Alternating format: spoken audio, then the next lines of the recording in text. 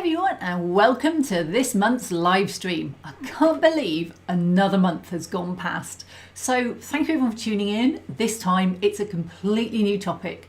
We're actually back on model railways. And this railway, it has a huge history, which I will talk about in a bit. It's not its first build. This will be version 2 because version 1 didn't quite make it. Just wasn't good enough. I wasn't happy. So I'm going to talk quite a lot about that and how we got to where we are, the inspiration, that kind of stuff. But first, welcome to everybody in chat. It's great to have you here. If you've got any questions, pop them in there. If I miss them, I'm sure my moderators will put them out for me to see again. But if I do miss it, just put it down again. And thank you to my moderators, having mentioned them. Norm, Timber and Digger. You guys are brilliant. I'd be lost without you. So thank you. Wow. Well, I don't know about you, but I've had a really busy month doing modelling. It's great. I know we do it full time, but even on my days off, I do it because it's still something I absolutely adore. But the one thing I haven't been modelling a lot of recently is railways, and that's all about to change. Wow. Let's have a look at what people are saying in the chat.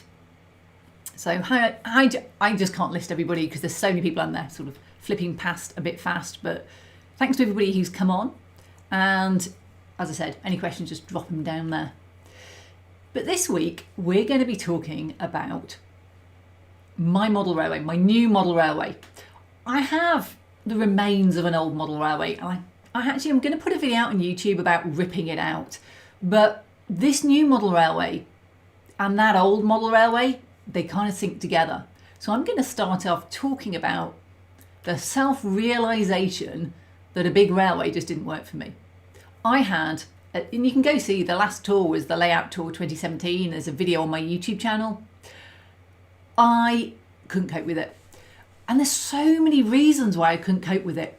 One of which is it was 3 layers of 12 foot square.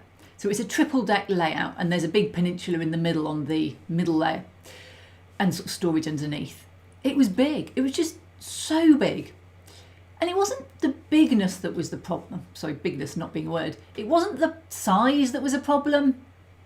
It was actually what do you enjoy in modelling. I love designing stuff. I love planning stuff. I love trying new techniques. And once you've laid all your track and you've built your first 2 or 3 dioramas for a layout, there comes this dawning realisation that if you like building more than you like running, then everything's just the same after a while. I'm doing a July summer's day up in the loft. It's always going to be a July summer's day. I can't do snow on it. There's no freak snowstorms going through New England at that point of the year.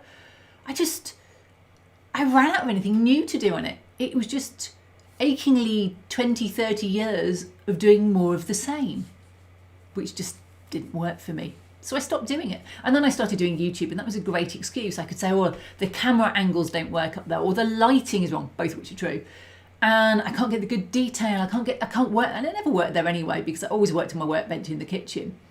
But all of the stuff that was left was just more of the same. So when I was doing the Great Model Railway Challenge and I was a judge, I had a lot of evenings in a hotel with Steve Flint. Great guy, spent a lot of time talking to him. And I showed him this picture of Port Dinorwic that just excited me. It had standard gauge track, it had 009. I love the North Wales slate layout sort of style. One of my earliest memories in model railways, and it's not that I was very young, I was at school at the time, was in one of my dad's railway modellers. I think it was March 1984, somewhere around there. There was a slate layout. I mean, I found it again, I bought a back issue. And it's not what I would call, it's not, the weathering's bright rust, let's put it this way, it's bright orange and grey. And I would do it very differently, but I still remember that layout as an early inspiration. So when I was looking for something small and achievable, it was either that or a main seaport. But I couldn't bring anything new to a main seaport that hadn't been done a million times before. So I thought, I will pick something that has a lot of atmosphere. Wales is wet and it definitely has a lot of atmosphere. Now my mum's Welsh, but she's from the valleys in the South Wales. So I used to go there for my holidays and I have childhood memories of, rain, wind ice creams in the car because it was too wet to go outside, and sort of, ears hurting on the beach because it was so windy. So Wales is a real sort of home for me, but not North Wales, funnily enough. I was looking to do his layout. Steve and I had long chats about it, something to fill the evenings, because we were in a separate hotel to everyone else, so we couldn't be swayed by the teams. So we were kind of on our own. And the next year, the crew came to the same hotel, so we weren't on our own. But that first year, we were on our own. Spent a lot of time over pints, drinking, coming up with things to do. And Port Dinorwic was the child of that. But I love new techniques. And that's where it all went wrong. Let me just go chat for a second, see what's in there, and I'll tell you what all went wrong on that one. Having just said it all went wrong on my upstairs layout because I got bored, effectively, of doing the same thing time in, time out. Very different problem on this one. Really, very different. Let's have a look. Yep. So a lot of people have been looking forward to railways. I mean, I've just literally had a book published on how to build realistic model railway scenery, or model railway scenery, because it's an American publisher. And it came out, it's just slowly making its way into the UK. I don't think it's out on Amazon UK yet. And Here's what I found. Oh, yeah, thank you, Siri. Just butts in occasionally. I don't think it's out on Amazon UK yet. It will come. It's shipping its way through. I haven't seen one yet I've seen photos, haven't actually held one myself yet. But that is a model railway book. So obviously it's my roots and I love railways.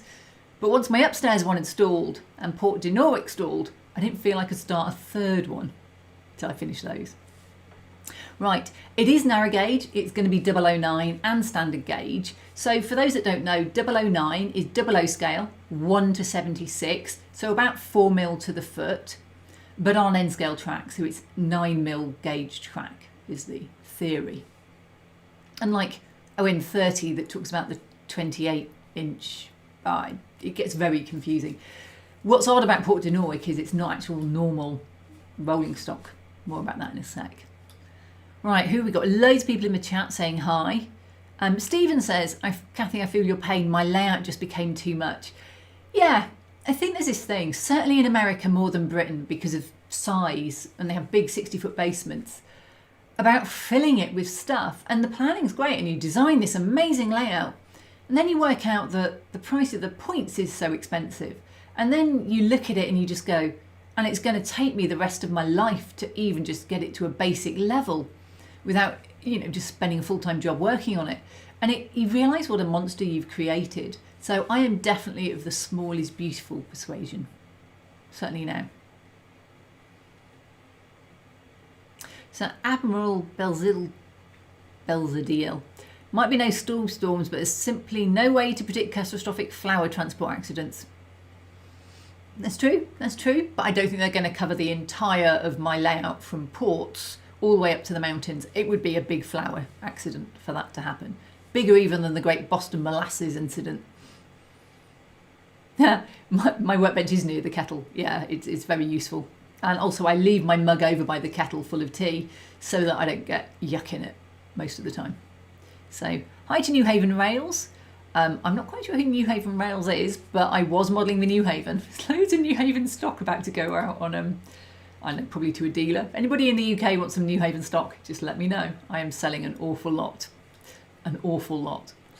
I'm keeping loads as well, don't get me wrong. I just have too much. Way too much. It's embarrassing. So where have we got to? Hello to everybody. Hi engine driver lad. I'm sorry for all the 37. I'm sorry for all the people I miss saying hello to. It's whizzed past. Norm says great book by the way. Thanks Norm. I just got written to by Bob Van Gelder, who actually did put a photo in there for me. He went and took one of Dick Elwell's layout. Bob is one of my heroes in the hobby. Sanford the Model Works. I've got every one of his kits. I love his work. He's absolutely brilliant. And he wrote to say he really liked the book and he and his wife were very impressed. And I'm like, oh, one of my heroes just wrote to tell me how much he likes my book. That was just absolutely brilliant. So thanks, Bob. It means a lot. And yeah, he enjoyed it. So that was good.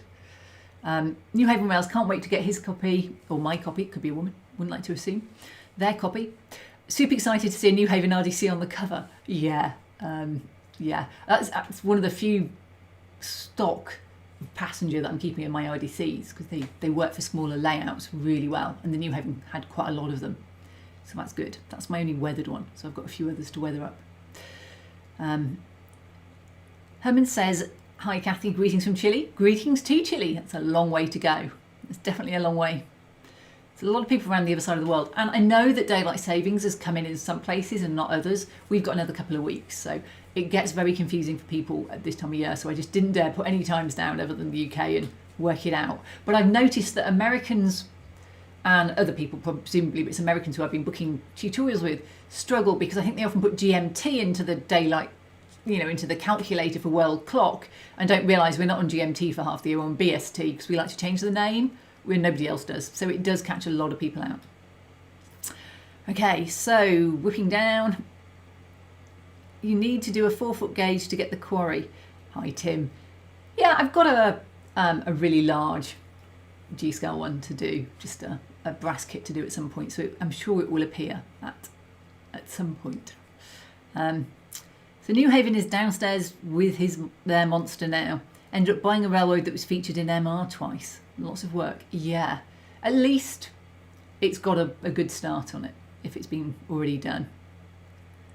Norm says operations are more important than a loop. It makes running interesting. Railroads need jobs to do. It's a big thing I noticed between the US and the UK. In the US, they do a lot more operations. You go there, there's operations weekends, you go to people's houses and operate, full working timetables, dispatchers, walkie-talkies, aprons with bits in, the lot. I mean, it's really, really well done and organised and well thought out. The whole layout is planned to operate. UK, not really the same. Just not the same. People run trains, but they don't run them in the way that the people who are into operations in the US do. That's just like a hobby within itself. And they never scenic it, some of them. They just, all the joy is in running it prototypically. It's great. It's a great hobby because you can do that and it's still valid. Okay, Norm, hey, I prefer a loop, just have the trains whizzing around. I like them moving and that's what I'll be sacrificing with my new style of layout. I won't be able to have them running back and forth. And that's made a big decision on what to keep and what to get rid of quite easy because some stuff's just too big now. So who else have we got? Phil Wright. Hi Kathy, I'm building an HOE layout based in northern Germany in the early 90s, going to be L-shaped and roughly 1 metre by 1.5 metre, but a lot of visual interest. You can pack a lot in. I'm going to interpret that into 3 foot by 4.5, or you can pack a lot into that. That's a good size. That's a very good size. It's achievable, but you can get the vistas you want, especially in narrow gauge, because you can get the tighter turns in. So that'll be really good. And then New Haven. I'm the guy who built the Waterbury Pen Company. We met at the NMRA convention in Florida 2017. Pete introduced it. Pete's great. Yes, brilliant. I vaguely remember it now. Yes. And that was my last time in the States, actually. I think that Florida trip. Did a convention in Orlando. Really good. Didn't get to Disney, sadly, but I got to the Space Center. And I have to say, I nearly cried when the big, you go into the Space Center and there's a big Space Shuttle Atlantis display. And there's a big reveal of it. I nearly burst into tears. I always wanted to be an astronaut when I was a child, up until I realised it wasn't like Star Trek. So that was actually teens. Wanted to be an astronaut. And just that moment was just like brilliant. So Florida, great place to visit. Anyway, I'm going to leave the chat for a while. Hi to all the people that have just arrived. And I'm going to just talk a little bit about what I'm doing in railways. Because I've just done the book and I didn't dare do anything on the layout whilst I was waiting to do bits and bobs for the book. So everything that got done on it in the last year or so was for the book. I did a ballasting video and ballasted sections of it just for the book. And so a lot of things got done for the book because it was a model railroad book, so it needed to be on a model railroad. And I didn't want to do a UK one because it is an American book. So I had to keep that layout there for that period. But I've been coming to the realisation over the last 4 or 5 years that I needed to change what I was doing on railways and railroads because I was stalled. That was too big. I never went up there. In the summer, it's like 30-something degrees. In the winter, it's fine. I prefer it to be too cold and put a jumper on than too hot and sweltering. And I did have someone come and do a video up there in the middle of the summer, and I was like, it's going to be really hot, Charlie. He's like, no, it'll be fine. Well, you can't have the air conditioning running, not that it did much good, but you can't have that running when you're trying to do videos because it screws up the audio. And it got up to about 38 degrees. Bless him. We were bright red. We tweeted out. You could always feel it when you got the steps into it. So that's going to be a proper room. And I'm going to move my workshop out of my kitchen up into the loft. I'm going to have a proper extension done, and that'll be probably next year at this rate, because all the builders are massively maxed out around here. And it will enable me to get a kitchen back, to be able to have people around, and to get the workshop out of my living space. I'll still have the airbrush booth downstairs because it's vented outside, and I'll have the 3D print room downstairs, so all that will be there, but they're kind of in the utility in there. But I'll get my kitchen back, and I'll be able to put in the workshop as I want it. I mean, I've got a granite work surface I work on. I actually drilled it with my rotary tool. It was a Dremel, and it just kept coming out. The tool wouldn't tighten properly. It tightens fine on the little mini one, but not on the main one.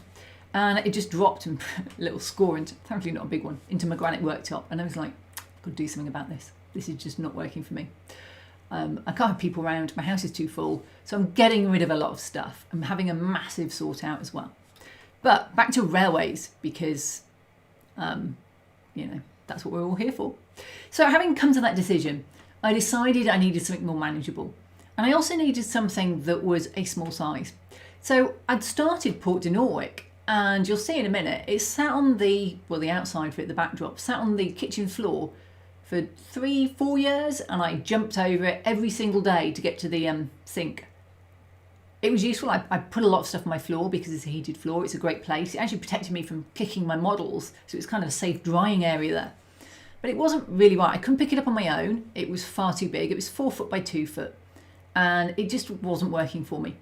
So I've come to and there's a little video with that on in a sec. I came to the realisation I needed something that was robust, because that had really awful baseboards. I tried all these new techniques and they all sucked, every one of them. Just wasn't happy. And track work sucked because it was all hand laid, and it's weird track work there. I'll talk more about that in a minute.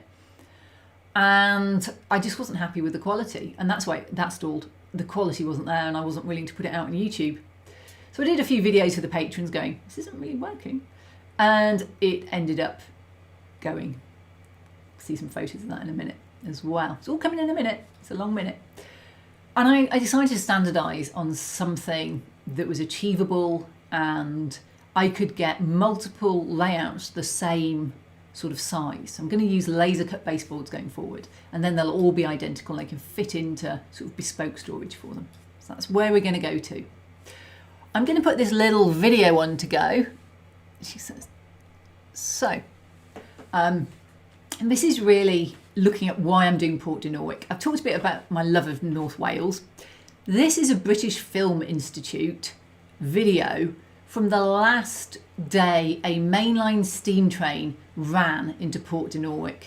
It's now called Evelyn Helly, which is the Welsh name. Port Dinorwic. Dinorwic was, or Dinorwig with a G, was the Welsh name of the slate, and they renamed it Port Dinorwic because that's where their slate was shipped. And you can see it's a typical small little Welsh slate dock. And what's beautiful about this is there's atmosphere. Now I'm going to make it look drizzly. This just looks like a dull day. It doesn't look sunny. I don't see any great shadows when I look at it, but there are shadows, but it's not really sharp defined shadows. There's no sun. And what I really want is a bit of dampness. There's a saying in Wales, if you can see the mountain, it's about to rain. If you can't see the mountain, it's already raining. It rains a lot. I actually went there, and if we get time, there'll be some photos at the end. I've got to say, it was gloriously sunny. It really wasn't great for getting any backdrop photos I could use because there's shadows everywhere. So I'm going to have to paint the backdrop probably in some way. It's not going to be that much of it anyway. And I've got this ginty, and similar to these, I've got 4 of the wagons in the UK. You wouldn't call them that in the US, but the wagons. I've got 4 of those. These have got little tarp sort of bits of metal on top on the ones I've got, so I need to take those off and just fill those holes. And I'm going to paint them up and change the number to be the right one, and just copy this engine. It's great to have something to copy because then you can't get it wrong, and if anybody complains you can just point at a picture and go, well, that's what it looked like. So this is it running through. It wasn't actually the photo that inspired me, but once I'd found this whole evocative moment of that last days of steam. So the title of the layout is the last day of steam. It was not actually the last day because they kept running small, little locos around for a little bit longer, but it didn't last much after this. And there's loads of photos on the internet. If you were to type in Port Dinorwic, you can find loads of historic photos on Flickr. Flickr's especially good for it. Somebody put quite a lot up there. They're all copyrighted, so I will show some at the end, but they are just copyrighted just to, So thank you to everybody who put those photos up. I've just downloaded them into my personal files without really having much to say about who they are. Some of them are labelled on it. And it's great. I can find ordnance survey maps of that region. Scotland in the UK, the National Library of Scotland has all of the historic ordnance survey maps available, down to quite a scale with the buildings and everything on. I can find photos, and I did a massive, and I mean massive, layout originally planned, and then I shrunk it down to my 4 foot by 2 foot. And one of the things I love most is research. So actually I went to visit this, and there's some photos in here, just a quick selection now, of when I went to see that glorious sunshine. It was great. It's there's the bridge. I've actually printed it already, but I put too many supports on. I put one on every rivet, I think. So it's a little, I might reprint it in slightly better support mode. I printed it quite near the beginning of my printing. But I modelled that bridge in Fusion 360, I think. And I've now moved on to Blender just because I get confused moving between 2 programs, and a lot of what I do, I prefer the way Blender, I think like Blender, but it's not quite as CAD accurate as Fusion. But no, I've had some plans. I found some dimensions of this bridge, and I use that. So I spent a lot of time getting that done, and I've got a quick whiz through of that when we get onto the designing stage. But my first thing is, I love research. I love spending hours on the internet looking things up.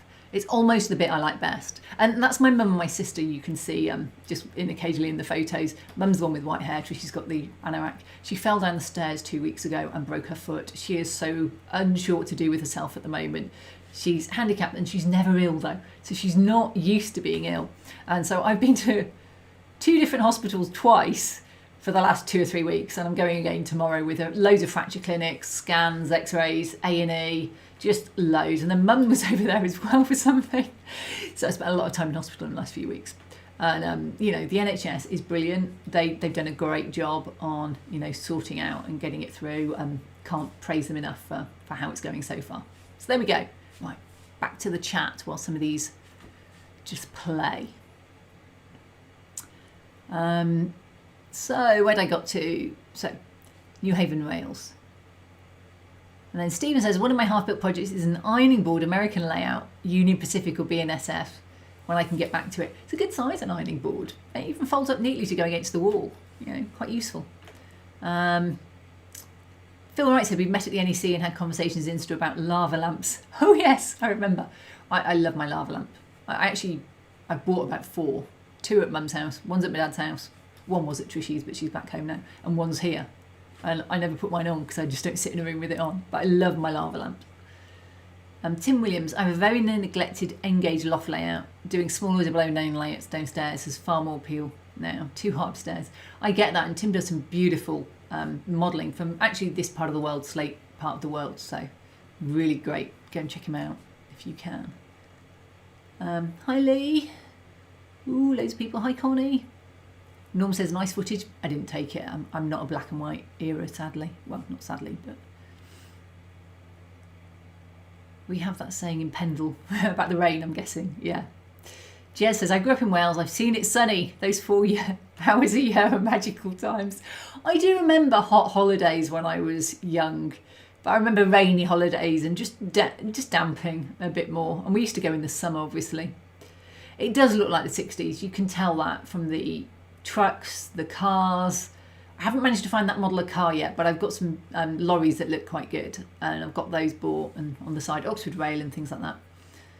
So Tim says the port closed in 1961. I think this was 1960, that video. It was only a few months before it closed, so it took a while for them to rip everything out, and now it's got housing down one end, but it's actually still got the slate building you can see with that beautiful scallop slate. It's really fascinating, and I might try and do that on the Kryker and actually build it up by scratch, layer by layer, rather than doing it as 3D printing, because I've got a 3D printed building on there, and it's good to mix it up when you're doing YouTube videos for different techniques. So yeah, and I did a poll on it about 3 years ago when I was last doing this layout, and there were more people saying they'd like to see it on something like it. I don't actually have a quite cut, it's a Brother Scan and Cut, but on my Brother Scan and Cut, it's just one of those craft cutters, and you can do thin styrene in it and it comes out all right. So I might do that. It is a roll-up bridge, Norm. It just kind of does that, you know. I'm guessing there's a big counterweight underneath for it. Stephen, hope Mum gets better. Well, Mum's on the mend. She had sciatica and done a knee in, and Trishy's broken her foot. So it's like the walking wounded in the house some days. Digger says, yes, Norm, it rolls up like a carpet. It's not that kind of bridge. And thanks, Christopher. Yeah, I hope they will get better soon too. It's been quite odd. So James Bradley, will you be building the rolling stock for 009 or going ready to run? I actually bought them from Shapeways, the little slate wagons that you'll see on all of these. They're sort of bars down the side. Somebody had already done some beautiful wagons, and I bought them like 4 or 5 years ago before I'd actually got a 3D printer, because I did it right at the beginning. But I haven't got any wheels in them, so I need to buy the wheels. Story about that in a second. Promise. About the wheels. I'm just going to, when all these photos are finished, I'll talk a bit more about the actual design process. And the wheels is a very important part of it. So I've also got a little... I did this like 4 years ago. I've got a loco that I did... I got off Shapeways, and I put the chassis in underneath and the sound chip in, and I think I probably have the footage for that somewhere, but I've kind of lost some of the footage over the last 4 years because I regularly have to purge out all my footage, the raw footage, because I run out of space, and I think it hadn't copied across between 2 drives properly, so we'll see what's there.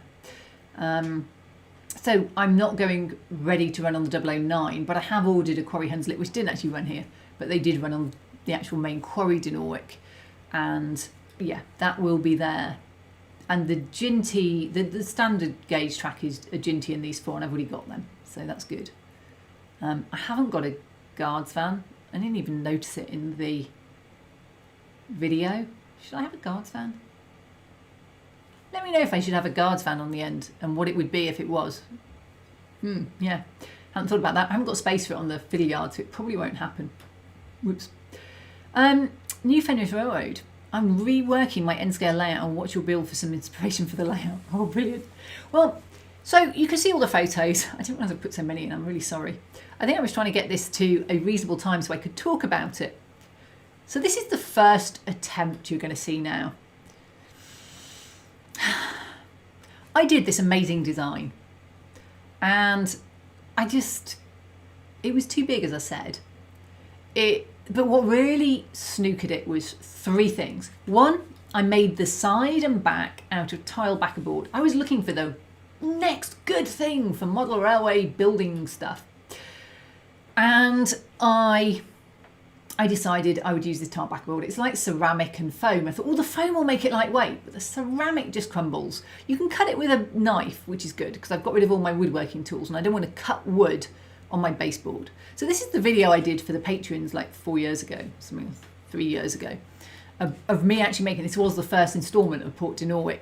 So I printed everything out in full size and I put it on foam board, and I used a Ponce wheel to transfer it.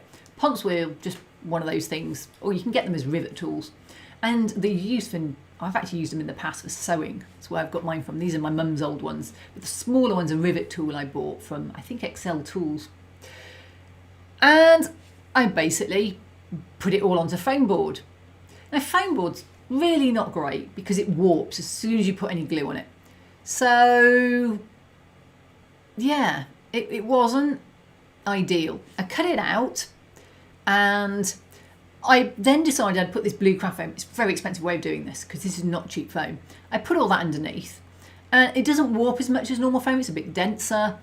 And then I started to put I glued the foam board on, and it started to banana. And I put card on top, and it started to banana. So what do you do when it bananas? Well, the answer is you have to make a sandwich that's equal on both sides, because even with bricks on it, it was bananaing. So I then turned it upside down and glued card on the bottom so that that would have the same banana effect on the bottom. And it did actually mostly straighten out. And even though it had been propped against a wall for 3 years, it hadn't warped particularly in that time. But it is an expensive way, because this is expensive foam.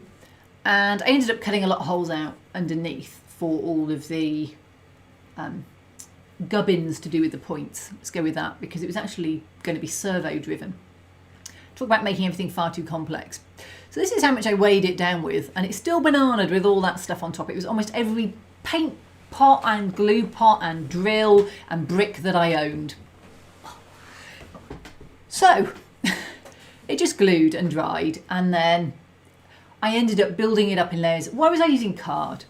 Well, I had just slight changes of track height between the lower 00 standard gauge track and the 009. And I was getting that with all staggered layers of cardboard and just cheap grey packing card over the top to try and get those 2-3 mil layers so that the sleepers were down set because they were buried in the base for a lot of it, and everything would then run at the right height. You can see, I mean, there was a lot of track, there were a lot of points. This section that's on show, yeah, this is when it started warping, when you put grey card and white glue, it just warp city. But the areas you can see where it's on at the moment with all of that lovely marked track, there were actually 4 turnouts at the back to do 2 runaround loops, and this is prototypical, and you can see it from the narrow gauge, from the photos and from the OS maps, etc. And then there were about another 4 or 5 at the front. So there was 8 or 9 points on this board. Quite big, because it's 2 foot deep, so you get quite a lot of depth in. And it was curved. I'm not a great fan of square things. I've gone square, ironically, but I just think that it looked very natural. I have gone square. It's easier to line stuff up. It's like when you've got a fiddle yard, you always want it lined up. So I designed all of this and got it all out, cut it all out in the card and everything, got it all there, got it all done. All of that is built, more or less, to the track work. So I had the top, the sides, the base, all the stuff I'm building at the moment, and I stalled on the track work. See what they're saying in chat. The scales on the walls of so Giant Ball Monster says, the scales on the walls of the building is pretty interesting, common around there. I don't think I've ever seen scalloped slate walls before. No, I wouldn't say it was common. I think being a slate company, they were probably showing off. And they used quite a lot of the different colours of slate, green and purple, but I'm not aware of them particularly having a lot of green slate in that area. It tends to be more the blue and purple colours. So yeah, I think they were just showing off. It was the yardmaster's office, I think, or his house or something, you know, down there. And Norm says there's lots of interesting architectural elements in these photos. That's what drew it to me. It's got a canopied area, it's got the buildings, and those 2 buildings, one of them is black and white, sort of half timbered look as well. They're definitely all getting done still. Everything else practically is gone, but they're still on. And then there's normal Welsh terraced houses at the top, or maybe they're not terraced, but they're all at the top. There might be semis. I need to go look at the photos. It's been a while since I looked at it. So I then 3D printed, because this backdrop material was so rubbish, loads and loads of supports for my odd angles, because nothing's square, and my curved backdrop, because I wanted to cove the corners. My one top tip, no matter what else you do, cove your corners if you're doing something. Even if it's a small cove, it'll just make the photos so much better, because you'll never get a straight line. And one of the problems when you're lighting is that you'll have different light falling on your 2 squares. And if they meet, it's a really hard line that's hard to get rid of. Cove those corners. And I probably will 3D print the coving at the top. It's only about that big, if that, on the new layout. But for this, I just did a really weird shaped. And the reason it comes out at the back there is so that I could put all the electronic gubbins. It's going to be servo motors, as I said, and they're all going at the back there. See, I've got a long way in. This is the thing that's at the back there. That's what I fell over for months on the floor. Seems a bit frozen on my end. Let's just whiz that past. Interesting. Pause. Play.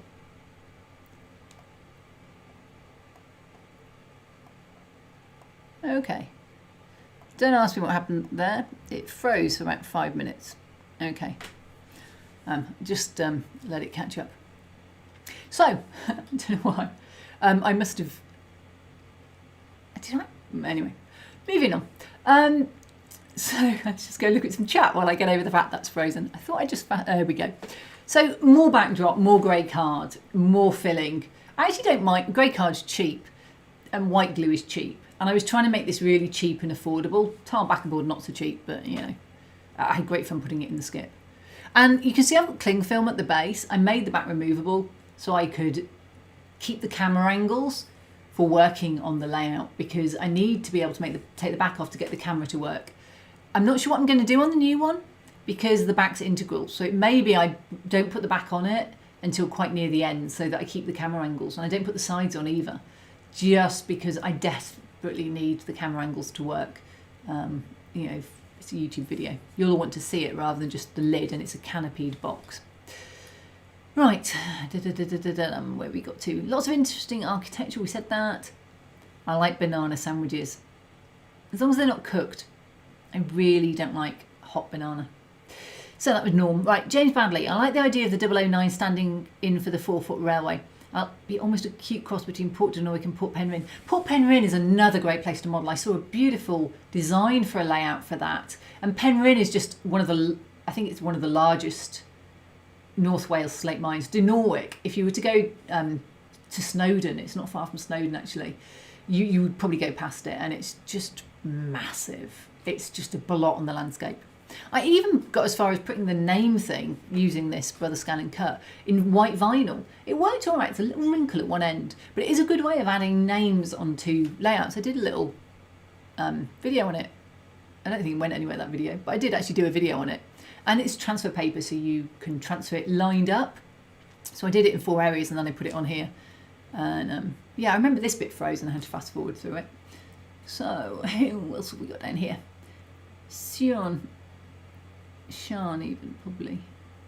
Wish this had been a week ago. I wouldn't have had to learn about foam board warping and glued the hard way. I'm sorry. Yeah, foam board is not great for building, but it is, if you sandwich it, it does get better. So if you paint one side, paint the other. I've actually kept mine warped when I did some sky backdrops for the book. They warped massively, and they're great because they're now freestanding. They're that curved. Yeah. But yeah, paint the back and it will often straighten back up again. Timbersurf says, PVA glue needs air to set. Extruded polystyrene is waterproof, airproof, so only dries from the outside. It's best to use polyurethane Gorilla Glue as it needs water rather than air to cure. Yeah, what I do is I don't, this is mostly the card I was gluing with the white glue. I might have used Gorilla Glue for the foam actually. It was such a long time ago, who knows. I often use white glue and it stays wet for ages, but it does eventually dry. And if you zigzag it on and then don't smooth it out, you leave it zigzagged, there is actually a little bit of an air gap in between, and it dries better than if you swish it all back and forth and make it look really smooth. So I don't smush it now, I just zigzag it, you know. So this is the bridge I designed. I might put out a package of the 3D print designs for this when I get a bit onto that stage, when we get to that in the build. So if people are interested in that design, I might, it's down in this design, I might have to dig out the fusion and just make it up. If it's going on the layout, it'll have to be up for space reasons. And I might make it just magnet attached to the front or something. We'll see. We'll debate that when we get there in a sec. I did this hut. They're printed. They've been on the side somewhere for years. And this is all in Fusion. Probably now I would do them in Blender because just brain works that way. And I could add the wood texture and everything on then in Blender, which I don't think I can do in Fusion. People don't do that in Fusion. But yeah, it's far easier to get the right, you can see there's all dimensions on that. Blender doesn't have dimensions, it's not that kind of program. Right, what else have we got down here? Tim, I've successfully used 25mm insulation boards as a lightweight baseboard, easy to work with and cheap. Yeah, if you have the one with aluminium on, that actually already has sort of stuff front and back. Just watch, the aluminium can short your track if you're not careful. Just mention that. Kathy, I'm viewing a music stream at the moment. Jenny Colquitt, a great singer and wonderful album, Something Beautiful Anyway. I'll be with you in 15. Thanks, John. Enjoy. See you soon. Paul's a little late in joining tonight. You came, Paul. That's what counts. That is what counts. And you can always watch the beginning on Catch Up. So Tim says, and Tim's great. We chat, I'd like to say regularly, but I'm really bad at returning. He says, there's a large model of Port Penryn. I helped to rescue it last year when the owner died. Oh, you showed me it's being restored for exhibition appearances, mostly not by me. Too big for his flat. But Tim does some great work with some of those preserved railways up in North Wales, so he's always good for photos. He's been running some Dinorwic little slate wagons. It's been really cool. Yep, that is the lift bridge norm, designed and printed. And this little hut, it's a distinctive hut, I think, that's why I modelled it. Lau, I just get this stream in my recommended and I've absolutely no clue what it's about, but it looks cool. It's about building a model railway, which will be full of atmosphere. So even if you're not into railways, there'll be a lot of scenery, there'll be a lot of groundwork, there'll be probably no water, but we'll talk about that. There may be, I haven't quite decided. And there will just be a huge amount of interesting things different techniques to learn on scenery, plus less on the track work, which is where we're about to stall. So, I've been talking, but first I must actually say thanks to US Navy Guy for $5. Keep up the great work. Thank you so much. Thank you very much. I really appreciate it. So this is my track work as far as I got. I designed and 3D printed the points myself. Points because they're in the UK, not US. There are these sort of 3D print workings underneath. They're actually really cool. But I got stuck on this bit, which is where the narrow gauge crosses the main line, and it doesn't use a crossing. It's just bits of track they put down by hand. And I struggled to make it automated because this is going in a box. You won't be able to get in there easily to reach and do anything when you're running it. And it sat like this. This is my lounge. It doesn't look much better now. Oh, those are the bananaed foam board. That was it there. And this is my kitchen. It sat here for 4 years like that. I stepped around it for 4 years. I still step around it. It's not even there. It's just ingrained into me now. It was a nightmare. And I wasn't happy. The track didn't run well. And one of the reasons is the points have movable frogs. And I'm just going to go back, and I know you're all excited by that picture there, and just pause it here for a sec. And if you look at one of those turnouts, there's a green bit in the middle, and the frog is a circular, well, I've got it as a circular disc. There, it's kind of a cast iron bit, and sometimes they have a lever, sometimes they just kick them over by foot, and they move it back and forth. So you don't have moving point blades, it's a stub turnout. So the bottom of it, the track is fixed, and then the turnout has two roads that do this to line up, and then the central frog is a twisting bit of track that either twists like that or like that. And I mean, this has been on Instagram, it's been on my Patreon, did this, and I put it all out there when I did it. It runs okay. And one of the reasons they have such odd track work is the 009 is all double flange wheels. What does that mean? It means normally railway wagons have just a normal wheel, and one bit on the outside, sorry, the inside, is bigger. And it keeps it on the rail. It stops it coming off the rail so that the profile sits round the top of the rail. So you've got your rail and you've got the edge of the wheel does this, and then the rest of the wheel's up here. These, it does that. That's how it goes on, like this. The wheel's up here, it goes on like that. That is in camera shot. Oh, so I've 3D printed them. They're about this big. Even that's bigger, they're about that big in scale. I designed them, 3D printed them. They're in green, so they're really long time ago, because that's on my old Anycubic, and I haven't had that printer for several years. Oh, it was just, yeah. Let's click play again. It wasn't up to snuff. And then I got stuck on this weird crossing. And I was just like, this is supposed to be a layout that can just look beautiful. It has to be at a certain standard. And track work is not my forte, but this just, I mean, you can see it. It worked. It's got a little bit of business card keeping it straight because there's a slope coming off there. And the track was sponsored by Pico, so thank you, Pico. But I couldn't get any further on the track. I'm not an engineer.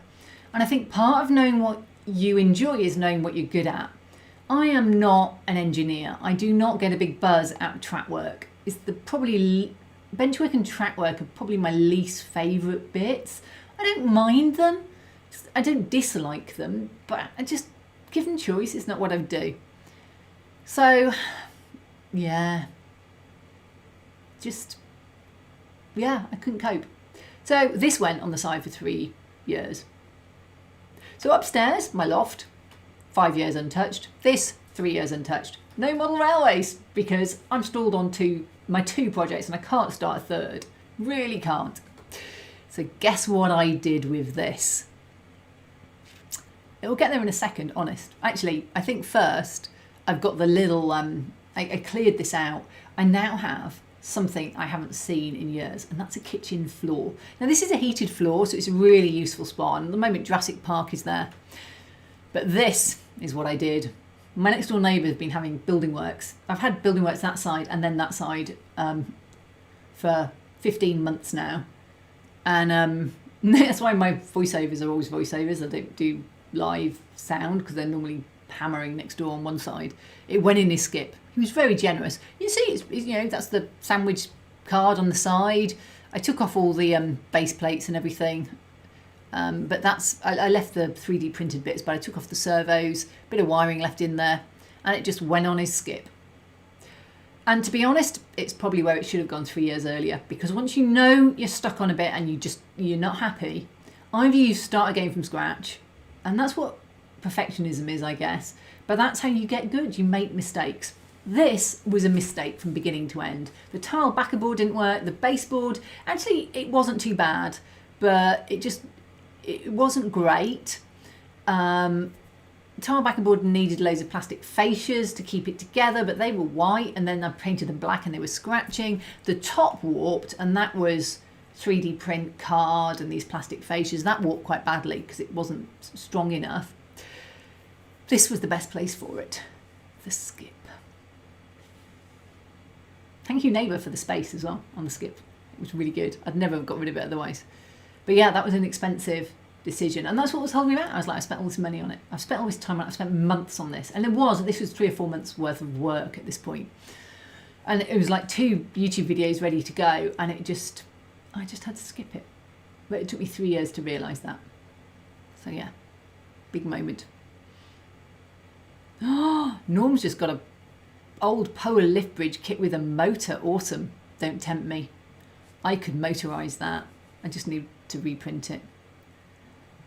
Tamsin's here for the scenery, not a model railroader. To be honest, there isn't a huge amount. Look at my kitchen floor, you can see the floor. There's not a huge amount of track work in this. When you see the design in a minute, it's very, very pared back. It is mostly about scenery because that's what I love doing, and that's what I realised. And so you'll see a lot of different scenery techniques from buildings, which I haven't done a huge amount of recently, and slate, quarry, dot work, some of the 3D printing, some of it in styrene. So it'll be a bit of a mix in there. Lau just checked out my videos and it looks great, subscribed. Oh, thank you. I could do with some more subscribers. It'd be really cool. I set myself this thing when I went full time. I'd like to get to 100,000 subscribers. Still not there yet. Still waiting. But thank you. Oh yeah, Norm's always reminding people, 96 people here, 71 likes. I don't need to remind you guys to like, but actually it helps if you like because it makes people think it was worth watching. Oh, and look, that's actually the jungle waterfall that just went live, pre-vegetation, and Fabio from Diorama Recipe sent me this massive box of vegetation, which is absolutely brilliant. And you can see what a difference it makes. If you look at the video of that and then you compare it there, it's like a different scene without the vegetation. There, it looks nice. The bottom looks okay, but it is just nowhere near as good as when all the vegetation's on it. So definitely you do need to add some veg. So where are we? Hi Railway 187, nice to have you. I binned it. I did, Norm. I skipped it.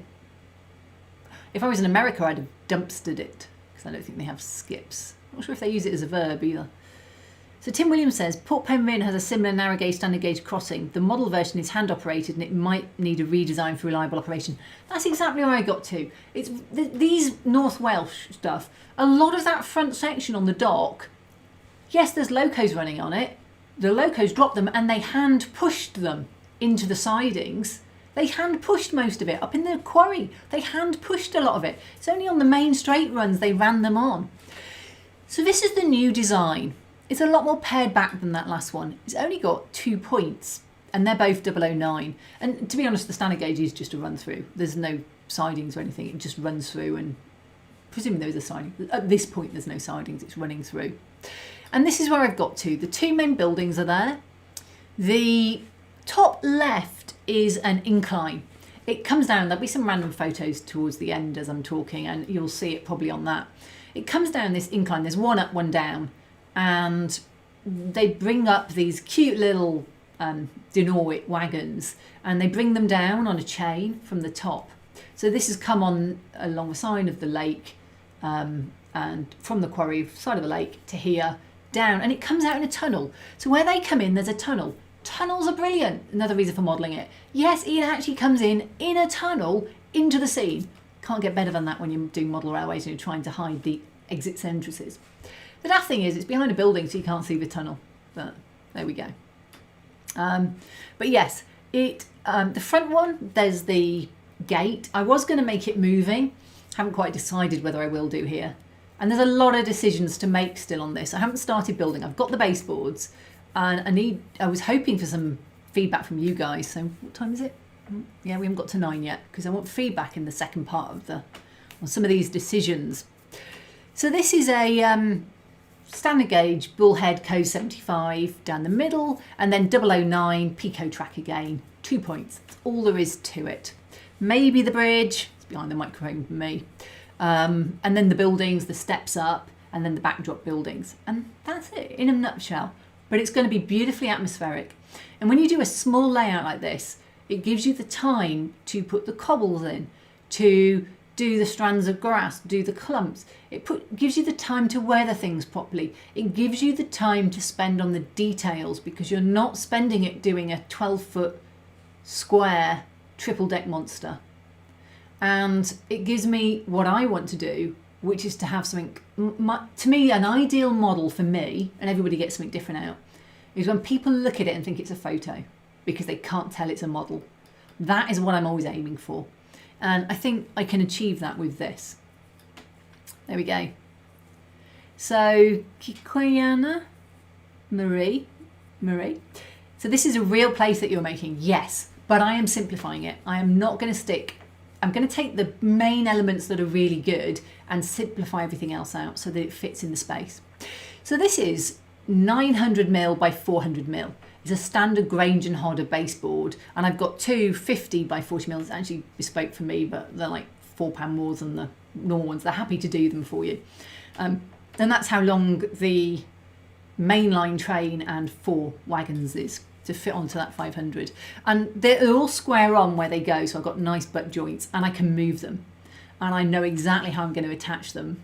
So I'll tell you about that when we get to do the baseboard. I won't spend too long talking about baseboards because they're not really my forte. But yeah, it is a real place, and I've been there, and I'm lucky enough that a friend had her 40th birthday party up there just before lockdown, the year before lockdown.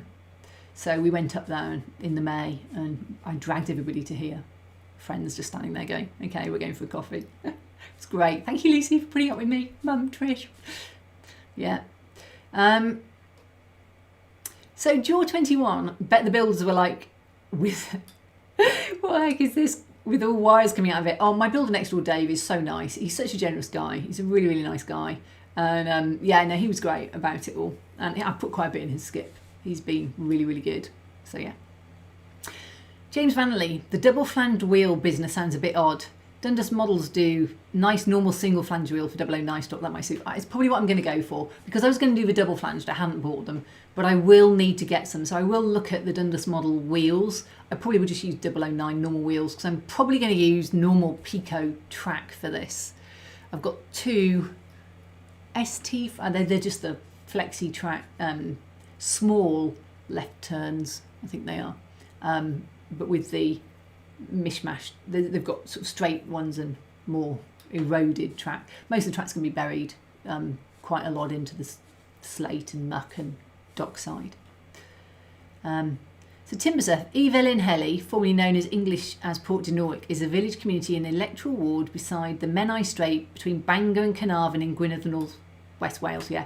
And it was the port for Dinorwic slate quarry, which, if you've been to the Llanberis Slate Museum, is just literally across the lake from there. So Railway 187 says, using an insulation board as a baseboard is an idea I'm considering for my next layout, but I wonder how to do the wiring. The trouble using big foam, and this was the problem with Port Dinorwic, is if you want to put port motors, the point motors in, you have to hollow a section out. And I did mine in layers, and I ended up carving them out before I put them on, so I worked out where they were going to be. You can certainly use insulation boards, but I do recommend... I have actually inset just bits of plywood before now into the top, so I've got something firm to put the point motors in. Here I'd 3D printed, so I wasn't worried. I'd 3D printed a plate for them. It's just that, how do you attach the point motors up? Because there's nothing to screw into, and you've got to hollow out holes for them. Wiring itself, you can just get a long drill and go through, depending how thick your insulation is. I don't find that a problem. And I'd normally have foam on top of whatever in my main layout anyway for the... Yeah, most of my tops are foam, and I would use this blue foam because it is quite robust. It does warp a bit over time though. It's not a great solution. So Tim Williams, Dundas are having supply problems with their wheels. They're made for them by Alan Gibson, who haven't made a batch for some time. Yeah, typical, isn't it? Tim did everything surface mount. Interesting. I don't, because then I've got to hide it. But if you are doing so if you're doing point motors, and that's a point on this, I am thinking of perhaps not motorising the points. I've got all the stuff to do it, but I'm actually thinking of just using rodding. So then you get just a bit of tube, you don't even need it all the way across, and a stiff wire, and you bend it, and you just move your point by hand. You put a little handle on the end. It's really simple to use. And you do it from the back, or you could do it from the front. Probably won't do it from the front because I think I'm going to scenic the front. So Stephen had to cancel his training flight yesterday, hurt his back. Instructor said it was a good call. Doesn't feel right, it isn't safe. It isn't safe, don't do it. Okay, that's a shame. Norm, you simplified it. Smart. Yes. Know your strengths. Track work. A lot of strength. Yep. Would be nice to have a lightweight light that can be easily moved around. I'm going to let you know how the plywood comes out in weight, because obviously it's going to be 900 by 400, which is fitting through a door. That's the thing. I have to be able to get through a door with it, holding it myself. And I couldn't do that with the Port Dinorwic when it was all together. I could do it when it was in pieces, each piece individually, but I couldn't do it all together. And the backdrop was a sort of very unsafe to move. So Phil, agree on the small details. I'll be filing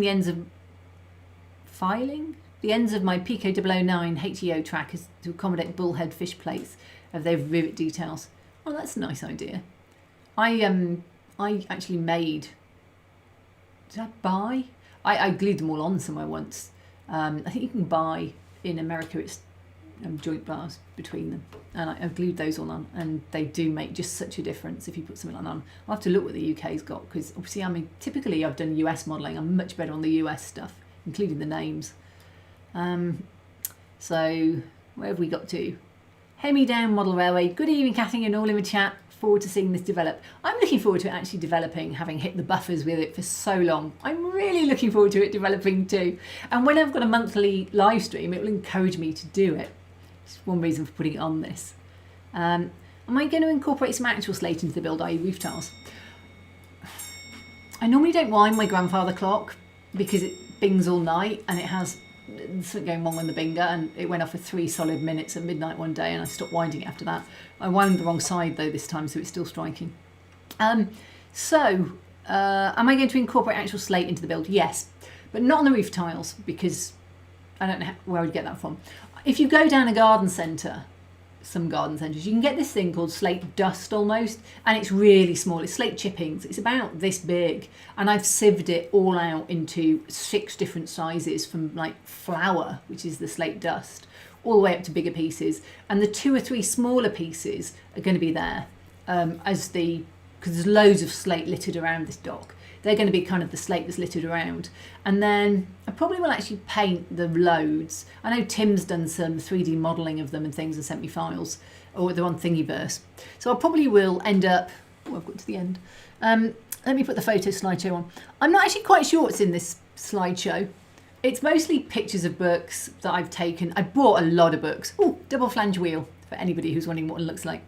And then these are all just random photos, so I'm just going to leave them going in the background. And if anyone's got any questions, some of this is from my trip to the Slate Museum, so they won't all be the right prototype, because that Slate Museum's got a lot of North Wales stuff, not just Dinorwic stuff. But there we go. Right, so I will put actual slate in, but probably not the roof tiles. I'll probably do those on the Brother Scallon cut to get the slate. Tim used wiring tube connected to the servo point motors under the scenery.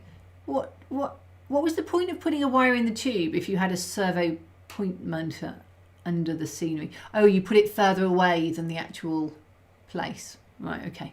Is my head. If that's not right, just tell me.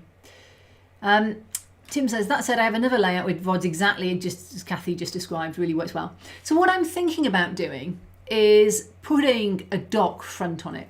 So yes, it's going to have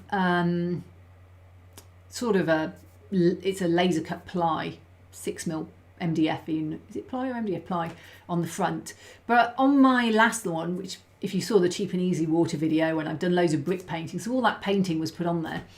I'm wondering now about actually putting on just a mock dock front, but not having the water. So I could have like the water level there and having the bridge, but the bridge comes out. So I haven't quite decided, because I'd have to build it out the front, and I want it to be able to go away, and then it's not in the 900 by 400. And if I do put a dock front on it, then if I knock it, it will get damaged. So I won't be able to store it easily. So I'm still undecided on whether I just make it the typical black, but I'd like to represent the dock somehow. Haven't quite nailed that in my head yet, which is why I haven't started the baseboards. If I had woodworking material, I'd be tempted to take them and just almost take the corner down and put it in again. This is that photo's the original photo that got me into Port Dinorwic. Just that colour photo back then. The blue foam is XPS, extruded polystyrene. It's a structural insulation material now being produced in black. It's often pink and bought in the USA. I've discovered from watching Black Magic Craft that the US stuff isn't as dense as the UK stuff. And I have some insulation foam that's thicker and it isn't as dense as the blue stuff. So there are different densities of XPS foam. You want one that's as dense as possible, because then it won't warp as much, and it will take carving, if you're going to do rock work or anything like that, much more easily. Timber says, if you have a thick foam base, cut a 2-inch square hole in it, recess around the top with a router, make a 3-inch square, and drop a 3x3 square of 6mm ply in, then mount the point motor in the wood. That's more or less what I did, but I think routering sounds far better than I did. I think I hacked it with a knife, probably an X-Acto blade at that. But that is the way to do it if you're going to put point motors on. I didn't use 6mm, I think I used 4mm, but yeah. XPS is almost unfortunately impossible to get in Denmark. We prefer rock wool. Good for house rubbish for model. Good for houses, rubbish for model railways. I use Celotex, which is PIR foam, which is more crumbly. Comes with the aluminium foil on both sides. But the reason I use it more and more is every builder in the neighbourhood, including the guy been working both sides for 2 years, are giving me. I have so much stuff. I could set up a shop with offcuts of Celotex now. I've got half a spare room of them, and I need to throw stuff out my void. And, including I've got so many narrow gauge Shortline Gazette magazines and model railroaders, and just nobody wants old magazines. So they're going to go in recycling, or actually I think they're going to go to a friend who's housebound. But yeah, it's a nightmare to get rid of things like that. So yeah. So, one thing that I'm really keen that this layout is is simple to use. I will have a set amount of stock with it. I've got the one loco. When the Quarry Hunslet comes, I'll run that on it. But it was announced 2 years ago, 3 years ago, and I think it's gone back with COVID, and it's a Bachmann one. The one that Rapido is producing is the wrong model. You want the open one really for Dinorwic. But actually the port ones are covered. I don't think they were Hunslets. I've got a couple of other locos to paint up. They're all going to have sound, but I chose to put a Stay Alive decoder into my 009 one rather than sound. And I was thinking about putting sound in the layout itself for that loco so that it actually follows it along. There's going to be a base and then an integral canopy lighting unit for this. And I wouldn't normally do that. I'm thinking of going more projected backdrops, this sort of stuff in future, and having them open. But for this one, I might put a little bit of that smoke from the fog machine that I made in. I might just try and make it all a little bit more atmospheric and very grey. And because of that, I want it to be slightly blue lighting. And I want to really be able to control the lighting and the atmosphere here. Have it very flat, very diffuse, like a cloudy day. I'm not going to go as far as drizzle. It may just be damping. But if you looked at the ground though, it wasn't wet. And I'm trying to recreate that scene. So we're just going for a flat, overcast, boring day, really. Grey is an underrated colour. But all the I did wonder about doing it in black and white. It sounds funny, doesn't it? I wondered about doing the whole layout in black and white. What do you think? Black and white layout? Step too far? I mean, the loco's more or less black and white. The only thing I'd really have to do at the moment is paint the trucks black and white, the lorries black and white, and paint the wagons black and white. Everything else isn't built yet, so hey, you know, yeah. I don't know. It's going to be muted colours, so I might just do the black and white bit in Photoshop. Let me know what you think. Right. Norm, I love the tree canopy tunnels. It's a beautiful area.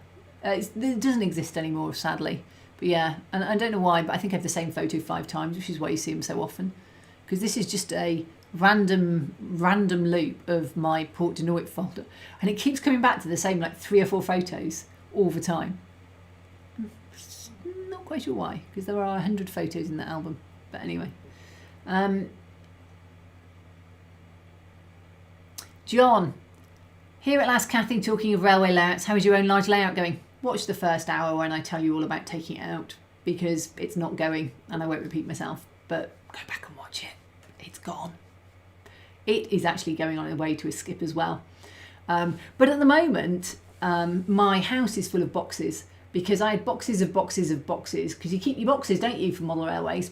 And I'm trying to reunite 60 locos, it's actually 80, 90 locos with their boxes. Yes, I have that many locos.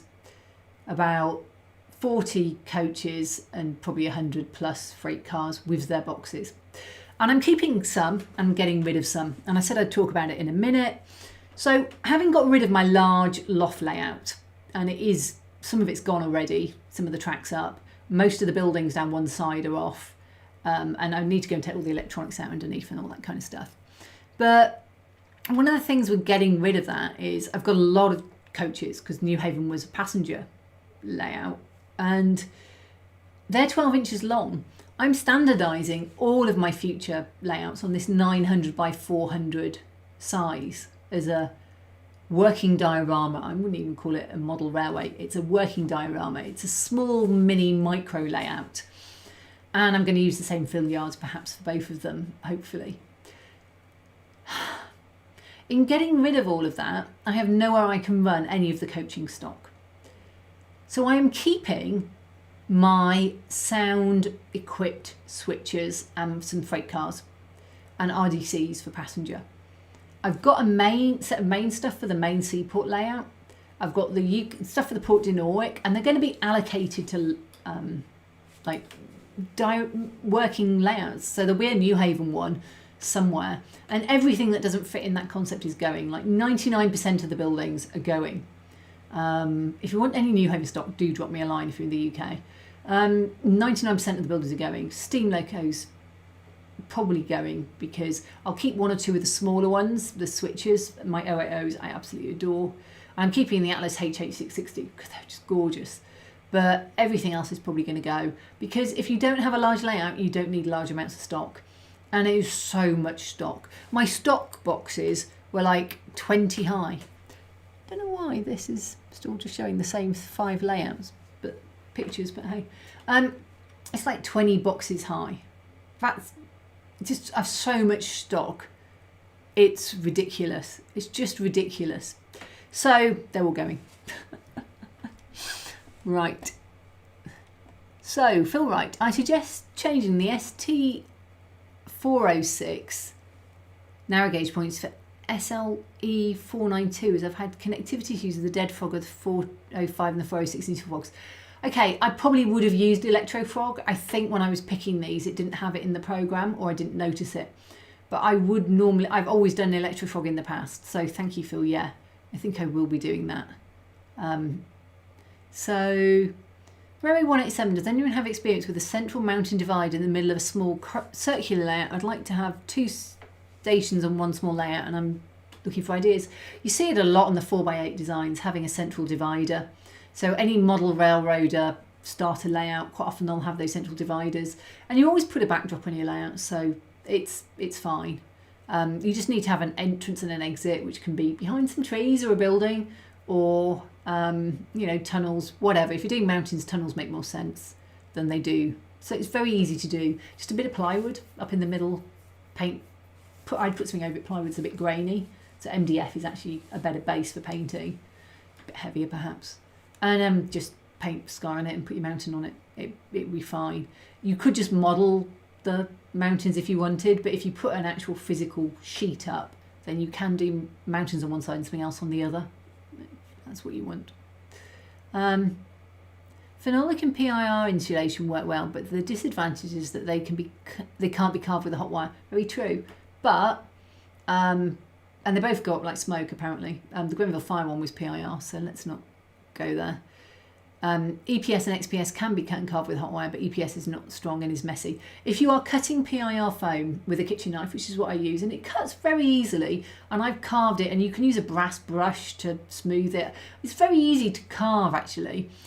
It gives off the most horrendous dust. Please wear a dust mask at the very least. I have got hacking coughs within half an hour otherwise. So do, please.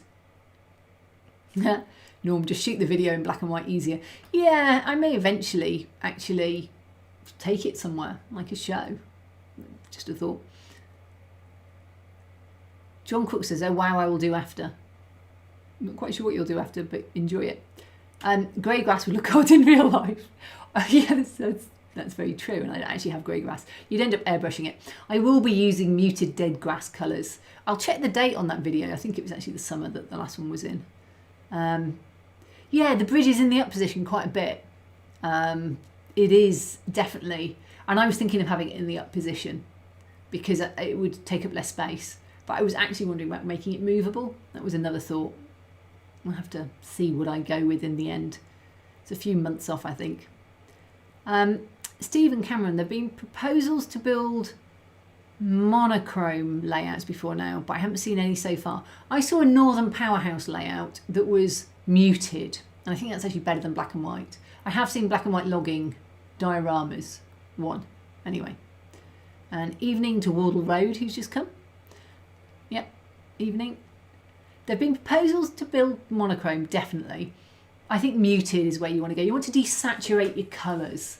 And I mean, you can do that just by putting the other side of the colour wheel, a little bit of that paint in there, or using sludgy colours. If you're hand painting, you know, you can buy sludgy coloured acrylic paints, or just add a bit of grey and really tone them down. If you're doing a red, add a bit of green. You know, just really tone it all down. Timbersurf, that's why I mark my rolling stock with a number on both the wagon and the box it comes in. Well, you've got to remember, Timber, that it's all US stock. Every single one of them has a number already because the US stock all has numbers on. Every single boxcar, every single coach, every single loco, every one of them has a number. The problem is, in the 90 boxes, well, 20 boxes, trying to find number 35706 to go in the box. And I'm putting them on a spreadsheet so I can sell them. My friend came out, and bless it, one of my friends came out and spent spent 2 days so far, but one day we were just typing numbers into the spreadsheet so I could send it to the dealers or send it out for a sales list, and just typing all the numbers in and what they were and any prices on the boxes so I have an idea. It was just so funny. A lot of it are kits that I've built, but yeah, because it's US, everything's got numbers. It's so much easier than the UK. And they've all got KD couplers. So much easier than the UK stuff. I mean, I look at UK couplers and I'm like, I'm going to have to change those. I'll probably, because they're going to be a fixed rake, put proper, whatever they were. Were they 3-link? I think they were chain. And they were definitely chain and hook for the Dinorwic part. I have to go and look what the mainline are. They're sort of like those chain ones with a central bit on them. Screw link, are they? I'll probably get some proper ones of those and use those. And then I'm umming and ahhing how to do the Dinorwic ones so I can take them on and off. The debate is, do I actually, and probably because they're coming in on a fiddle yard, I could just cheat and take them out the back so that they're never uncoupled or decoupled on the layout, because as I said, they're all pushed by hand up the spurs anyway, so the locos never went up there. It's quite a steep turn, and the little loco would make it. So the locos may just run through rather than dropping. It's not much of a layout though, is it, if they don't drop anything? There's only one turnout point for them to siding for them to drop onto anyway. Yeah. Right, hi Ollie. So Tim says bridging the up position would solve the sticking out bridge problem. Yeah, the actual whole brickwork comes out at that point as well. So that you could see it on the old one, but it comes out a bit, which is just another sort of way of doing it. I'm going to stop this and then come back to it and see if it'll rejig a better set of, I don't know, doesn't seem to want to change onto other photos. I keep seeing the same one come past at the corner of my eye. So Alan Barker, hi Corey, sorry I only just managed to join. What drew you to model the USA for the loft layout rather than something a little closer to home? Well, I was modelling the US before I went there. So I modelled the UK when I first started out, and then I went to Derby in about 2002, and they had American Hall, and I just liked the feel of American model railroading, maybe because it was different, but they have street running and they have logging and they have deserts, and then I ended up modelling New England that's just like England, so I'm not quite sure why. But anyway, I like the style of it, and it's a great place to visit and go over to, and I've been there so many times. And I just really got in with the NMRA bunch, and they were a really superb bunch of guys. I had a great deal of fun with them, and it was just a great scene to be in. It was kind of the golden days as I look back now, and I fell into that club and stayed there, so I ended up modelling the US. Yeah. Closer to home is just commonplace. And I caught trains every day to work, so, John, I will drop you a list. Could you drop me an email though, so I know who to drop it to when this is all over? You can DM me on Instagram, Facebook. There isn't a contact on my website, someone pointed out, but if you subscribe, I haven't actually done a newsletter for a while, but you'll get a letter from me, an email from me you can respond to. So yeah, just so I know.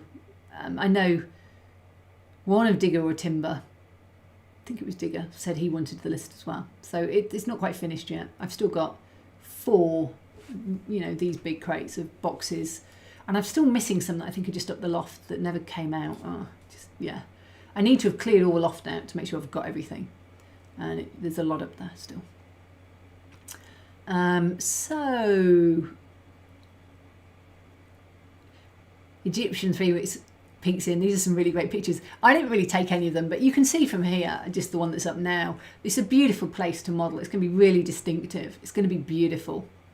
And then, so Phil Wright giving Row 187 some tips on where to go and look at. So Sean thinks, Sean, I found the reliability of ST4056 very dependent on the loco. It needs an extension rod for surface mount motors. Okay, so it's a very small loco, so I will try and do electro frogs. It will be DCC because that's the only power packs I really have. And I've got stay alive decoders in there, so the little one should roll over okay. I've only got the one little one at the moment.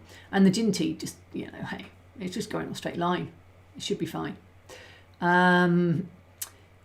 Donald says, hi Kathy, the blue insulating foam is best to use, but I found it's only available to the roofing companies. Interesting. I get mine on Amazon, it costs a fortune. Jez Hunt, I've never done any railway stuff. I'm a war gamer really. My dad had one when I was a kid, so I blame him for my love of terrain. Kind of want to do a dwarf steam train or armoured sci-fi one. Yeah, steampunk. I think Hornby brought out a set of steampunk ones. So what I would say is a lot of the stuff is very similar. I remember going into a Games Workshop, shows how long ago because it was called Games Workshop back then, and chatting to the guy, and he says, well, you know, model railways are great because things move, you know, trains move. There's a real appeal to watching a train move that you just don't get with a static model. He said, but we've got space marines, aliens and dragons. I was like, yeah, you have. That's true. Hard to beat those, especially for kids. But, you know, kids just love them going around. But no, it's all fun. I like them all. Sean, oh, look up Anx Lesprock, Discworld inspired 009 layout. The other person, his name's gone. Someone tell me what his name was. I only spoke to him a couple of weeks ago. Oh, so bad at the moment. He was on Great Model Railway Challenge. What is his name? Oh, how embarrassing. He did a Thunderbirds one recently. He's done a very, very famous sci-fi one that's been in all the magazines. And I'm just going to stop talking before I look so bad I can't remember his name. It will come to me the second I hang up from this. You can do some historicals. Tim's saying armoured trains were definitely a thing in the 20s, if I remember right. The other thing is I'm keeping my comic, my New Haven comic, because it looks very sci-fi. It was that 50s Streamline era. It's in white and blue, and I'm going to run it on a sci-fi layout because it really could. Could be like a retro futuristic thing.